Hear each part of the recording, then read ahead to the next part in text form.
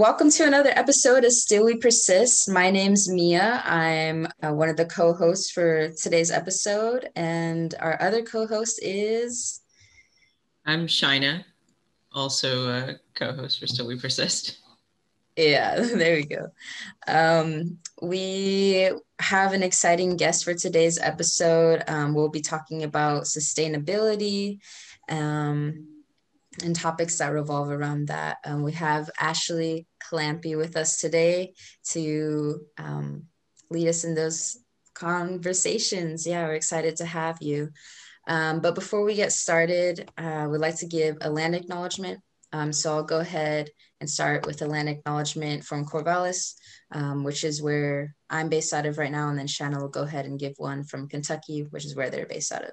Oregon State University in Corvallis, Oregon is located within the traditional homelands of the Marys River or Ampanafu Band of Kalapuya. Following the Willamette Valley Treaty of 1855, Kalapuya people were forcibly removed to reservations in Western Oregon. Today, living descendants of these people are part of the Confederated Tribes of Grand Ronde, Community of Oregon, and the Confederated Tribes of Siletz Indians. And I'm currently in the Jeffersontown neighborhood of Louisville, Kentucky. This area used to be the homelands of or it is the traditional homelands of the Osage Eastern Band of Cherokee, the Shawnee, and the Adena and the Hopewell peoples. The majority of the people from these nations were forcibly removed to Oklahoma, but a lot of members of these nations still remain in Kentucky today. So I'm acknowledging that I'm working from their traditional homelands. Thanks, Shina. Okay, so now our special guest is Ashley, and just really quick, I ran across Ashley's page on Instagram as, I was looking at different artists like around us locally. And I came across Ashley's page and they sell these amazing earrings that are like sustainable and they're really cute and they make me happy. And it was also part of this artist trade that I did with them. So yeah, I'm really excited to introduce Ashley. So Ashley, if you want to tell us a bit about yourself and just introduce yourself, here's the stage. Well, it's so great to be here. I just want to thank both of you for having me. So my name is Ashley. My pronouns are she, hers, and I'm originally from South Salem, Oregon, like in the Jefferson area. But I attended school in Albany, Oregon all my life, and now I am a senior studying biology at Oregon State. Nice. Okay. So just thinking around the earrings, what inspired you to go ahead and create, to start creating artistically?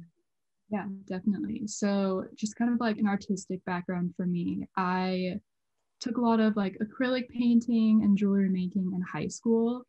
And I just found it like so therapeutic to me and just like allowing me to release like anything pent up during the day. I would just go to my art class at the end of the day and just like, have a really amazing time just creating, and it was awesome.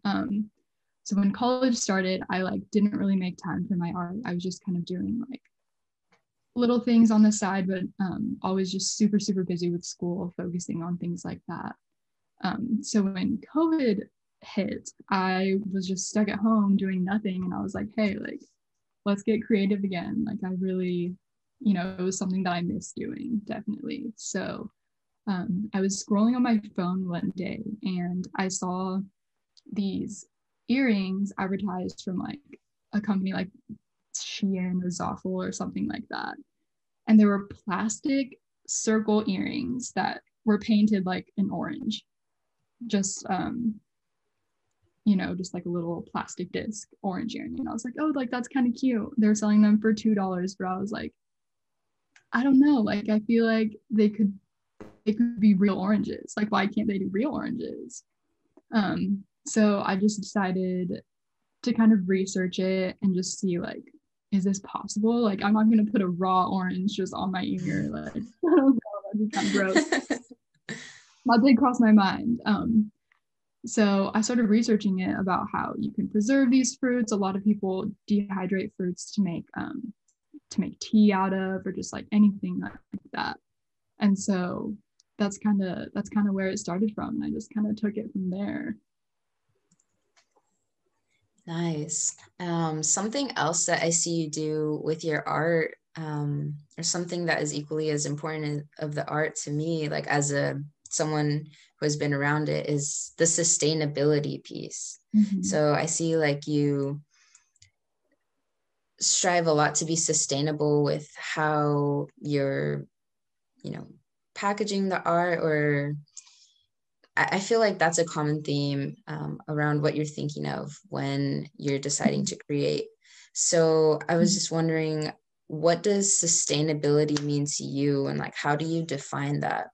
I think for me, it's more like strategies and practices that I can kind of implement in my life to kind of preserve healthy living spaces for like humans and all organisms, and just have that be there for future generations. Because we know, like, if we keep producing and consuming the way that we are now, it's not going to be the same for future generations. And so I just thought, like, when I was making my earrings, I just didn't want there to be remnants left over from like past my lifetime. Whether it be like single-use plastics or just any type of like unnecessary packaging. It felt good for me to be able to produce something that wouldn't be around when I'm gone from this earth, So, or just like something that can be reused. And like you said, with my packaging and everything, I totally just upcycle anything I have by any means. But it feels good that I'm not using, like those cellophane wrappers or just little things like that. So that was really important for me when I started my business, for sure. Can I ask a quick question, Mia? So Yeah, you cut out there for a little bit, Ashley, so you might have answered this question already, but I'm not familiar with your work. So like what packaging do you use? Yeah, definitely. I think my internet's kind of unstable. So yeah, just let me know if something need to repeat something. So all of my packaging is things that I already have. And so at one point it used to be cardboard boxes that I made out of just boxes that I had in my garage. I would slit the sides and make them into boxes. And now I'm using so I get my groceries online from a company called Imperfect Foods, and their mission is to stop food waste. So they take surplus from grocery stores close to being expired, for people at a discounted price, and then you're eliminating food waste by purchasing their groceries. So I get a box from them every 2 weeks, and their perishable foods come in these plastic bubble wrap things. And I was like, I don't really love that. And so I ended up turning them into shipping mailers because it's bubble wrap. And I was like, those can protect my earrings. And now I'm repurposing this thing that usually I would have. It is recyclable, but it probably just would have sat, in my garage somewhere. So just little things like that. And then I package all of my earrings in scrap fabric. So I'll just go to Joann's once in a while, and at the end of the little or the big tubey thingies that they wrap their fabric in, it's not a full yard, so they can't sell it. They don't really sell like little chunks of fabric this much, so they put them in a scrap bin, and then I go through and just buy all of them because they're super cheap. Either that or just recycled fabric from my sewing projects that I don't use. So I'll just wrap my earrings in those as well. So that's how I do my packaging. Mm-hmm. That's really cool. Like it's a very creative way to go about like using up stuff that would just maybe get thrown away. Mm-hmm. Definitely. And even with, I like to handwrite a lot of my notes just to say thank you to my customers and things like that. And even then, I'm using stationery from, I don't know how long this paper has been in my craft box, maybe since like high school, middle school. I don't really know. just construction paper that, it's probably going to sit there, so why not use it, turn it into something. So I heard you mention that you get your groceries from like a place where they'll take usually the groceries that other people won't buy in the stores, and now like you're a customer for that, so like really the food is not going to waste. Yeah, I didn't know that existed, but I really love that. And that's an interesting way to practice sustainability as well. I practice that with my food by sourcing food locally. So that's like another aspect of sustainability, I feel, is like being local, supporting your local artists, your local farmers, things like that. So I was just wondering, what are other aspects in your life where you support sustainability or practice sustainability? Yeah, definitely. So I think a big one for me, and just I've seen it in my friends, is purchasing from fast fashion companies. I think that the way that the clothing is produced is very wasteful from an environmental aspect. So I think thrift shopping is a really good alternative. I think it's really fun, super cheap. I didn't really start considering sustainability seriously, I think, until I started college, just because in high school, you kind of you're aware of what's going on, but it's not like an imminent issue. It wasn't to me, at least back then. I know it was for some people, but it wasn't to me. And then when I started college, I'm a biology major, so I did have to take some of those like ecology classes and kind of learned a lot about how damaging the way it is people are living right now to the earth. And yeah, I just started thrifting more. Single-use plastics were a big thing that I had no idea, because when you grow up, maybe your parents use like saran wrap and all that stuff, so you're just like used to it. So I started cutting that kind of stuff out. I'm really lucky that composting, I have access to things like that. Where I live, our yard waste container, you can put food scraps in it. So like lettuce, like things like that, watermelon rinds, you can put in there, which is a lot better than it going to a landfill or things like that. So, and then you can make, good soil out of it. I kind of put little leafy greens in my soil sometimes, just to keep them around, and it's good for your plants. So been doing that a lot. One thing that I was introduced to actually through making my business was reusable menstrual products, that I was like, this is an amazing concept. Like, this is awesome. And I think creativity is really a root of sustainability. People are coming up with these things, and it's like, once we know what we need to do, the concept of producing less waste or things like that, you can really get creative with how you go about that. And I think like the flex cups or even reusable menstrual pads, I was kind of like hesitant about that at first, but I got some. They're awesome. I am not putting this synthetic pad to a landfill that's going to be there forever. So yeah, super awesome. Yeah, it's interesting that you say that, because literally just this past week I got a Diva cup for the first time. So like moving forward to be sustainable, even when we're thinking about like our menstrual cycles, like you said, there's definitely a lot of ways we can be creative about how we choose to be sustainable in our lives. And I think it's kind of exciting and fun when you dive into it. Yeah, I think it can be challenging at first, though, to change your mindset. At least it was for me.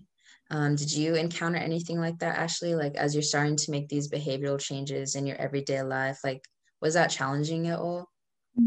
Yeah, I think when I started thinking about it, I was just like, I want to be so sustainable. I don't want to produce anyways. Like, how am I going to do this? It was really overwhelming at first. And I think that you just have to realize that you can't make that drastic of a change overnight. It's really something that you have to work on and integrate into your life, because it can be really difficult if you're like, I don't want to use single-use plastics anymore. Well, if you go about your day and realize how much single-use plastic you actually are using in a day, when you're not used to living sustainably, it's really difficult. And so that was what it was for me. I was just super overwhelmed and just was thinking like, how am I going to do this, But I think just building up those small changes over time was what really worked for me. And I'm still working on it. Not perfectly, no one is, by any means. So I just think making those small changes was really important for me.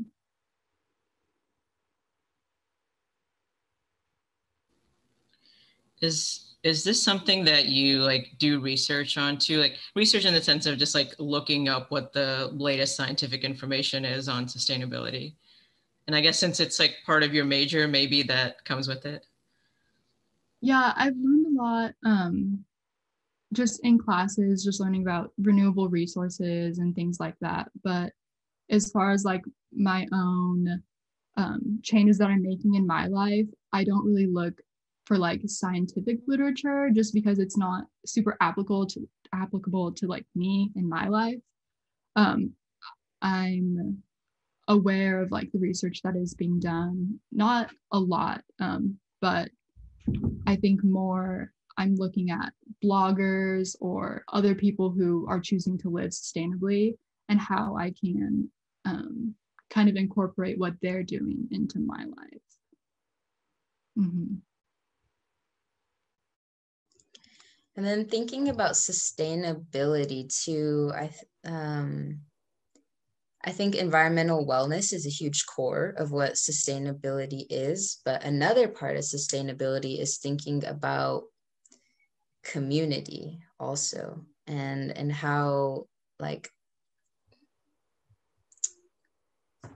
the communities we're choosing to purchase from are also well, like similarly to how we uphold environmental wellness as like this high core of what sustainability is. I think the community aspect is also really important.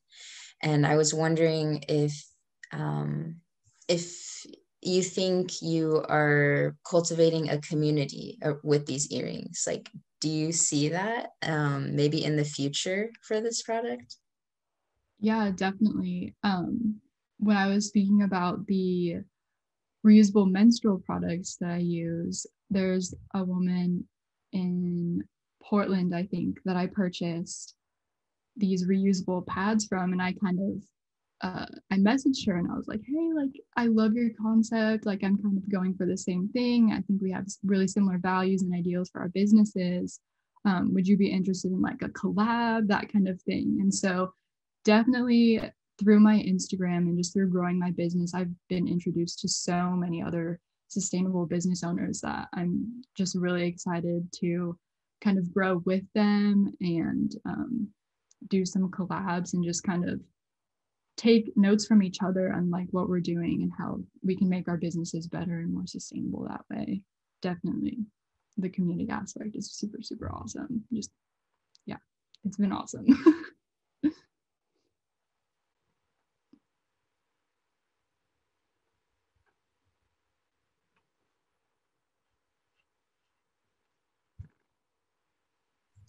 Shina, is there any questions you like to ask? I want to make sure we have enough time for a demonstration since we were planning for that, right? So Mia, if you have questions, go ahead, or whatever we want to do next. Okay, yeah, that's a great point, actually. So yeah, Ashley, do you want to show us a little bit about what goes into making these earrings? Definitely.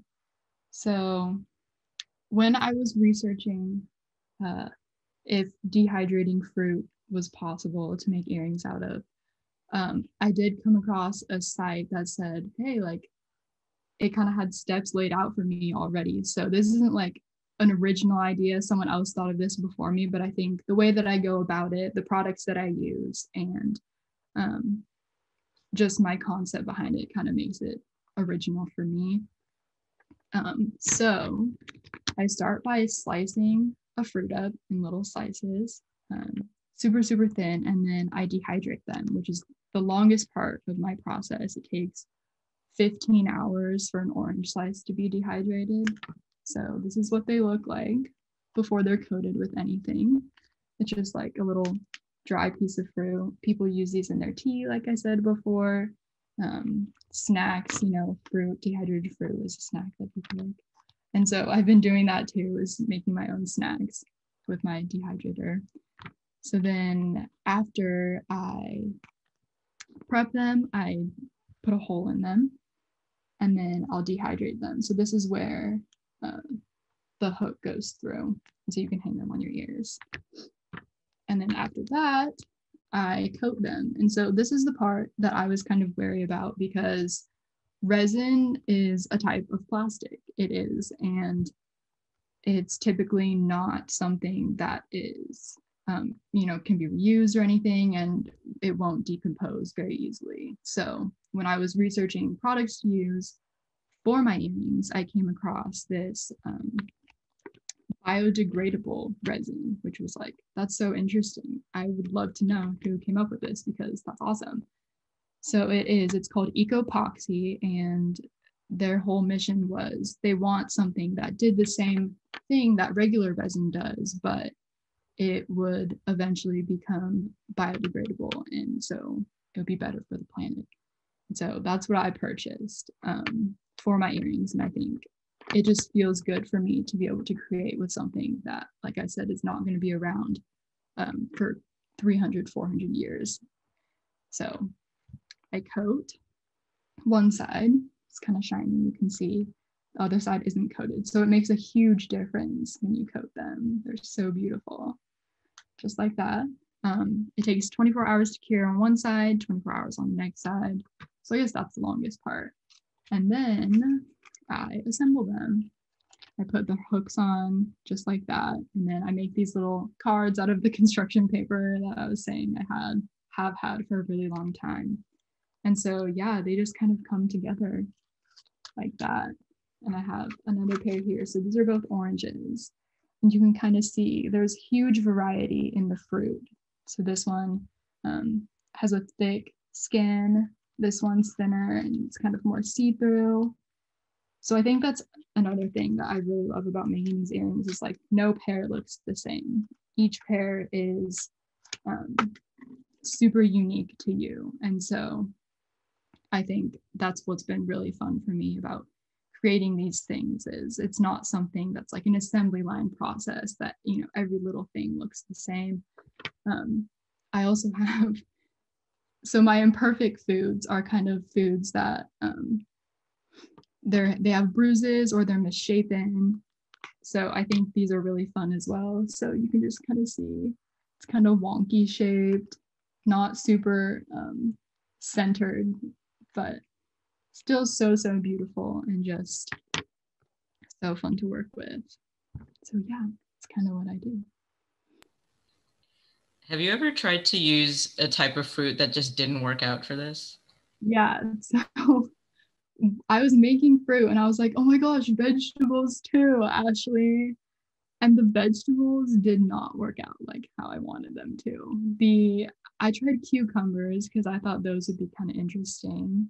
And then I also tried a potato, and I was like, a potato, I could do like stacks, it could be like little circles like that. I thought it would look kind of interesting.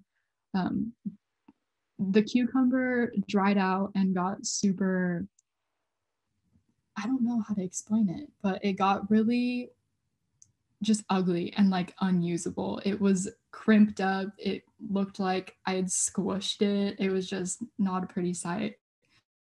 And then the potatoes got super starchy, and I kind of, when I dehydrate them, I kind of make sure they're not too brittle, because I don't want them to break if my resin isn't strong enough. So I just kind of did a little test on the potatoes and it just completely crumbled.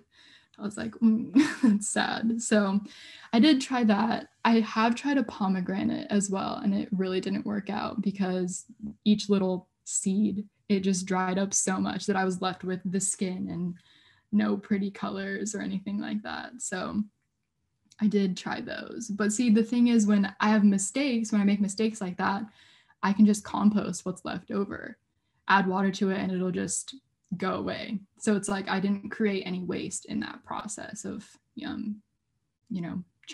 trying new things with my earrings. I have another question for you, but honestly, I'm forgetting it at this point. I was just so caught up in thinking about that process and you trying different things. Um, I'm not sure. Oh, yeah, yeah. Has your relationship with fruit changed in some way? Because, like I think most of us are used to just going to a store and buying fruit, eating it, not really like taking time to take in the flavors or looking at it. So I'm just wondering, do you have this like special perspective now about fruit or maybe this closer relationship with it? Mm-hmm. Yeah, definitely. I definitely do. I think like in the process of dehydrating and then coating, I'm just like very up close and personal with a piece of fruit.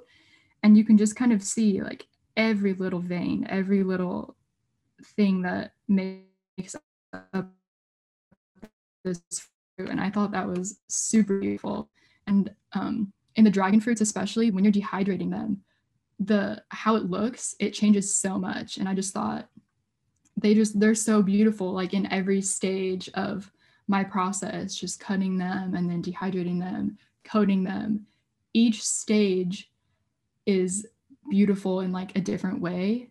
And I just think now I'm like really able to appreciate how awesome nature is. Like I didn't do any of this. Like I make the earrings, but it's like at the end of the day, I'm basically just showcasing what nature, how beautiful nature already is. And so I think that's one thing that I really love. And just like I said before, when it's dried, when it's just like normal to when it's coated, it makes such a difference.